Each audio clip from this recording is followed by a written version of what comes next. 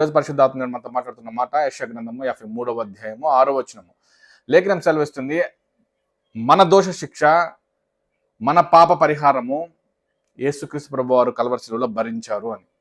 యేసయ్య పొందిన గాయముల వలన నీకు నాకు స్వస్థత కలుగుచున్నది అని లేఖనం సెలవిస్తుంది. ఆమేన్.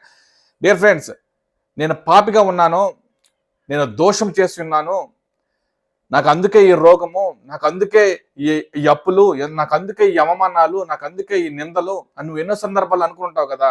దేవుడు సెలవిస్తున్నాడు, యేసుక్రీస్తు కృపను బట్టి నీవు ఉచితముగా నీతిమంతుడు అయ్యావు. నీ స్వశక్తిని బట్టి కాదు, నీ క్రియలను బట్టి కాదు నువ్వు నీతిమంతంలోకి వచ్చింది. యేసయ్య క్రియలను బట్టి, యేసయ్య రక్తంతో కడగబడిన తర్వాత నీవు నేను ఉచితముగా నీతిమంతులమయ్యాం. ఇప్పుడు లేఖనం సెలవిచ్చినట్టు దోషము, పాపము కల్వరి శిలువలో పరిహరింపబడింది. ఇక నీవు నేను భరించాల్సిన పని లేదు. యేసయ్య పొందిన గాయముల వలన నీకు నాకు ఉచితముగా స్వస్థత కలిగి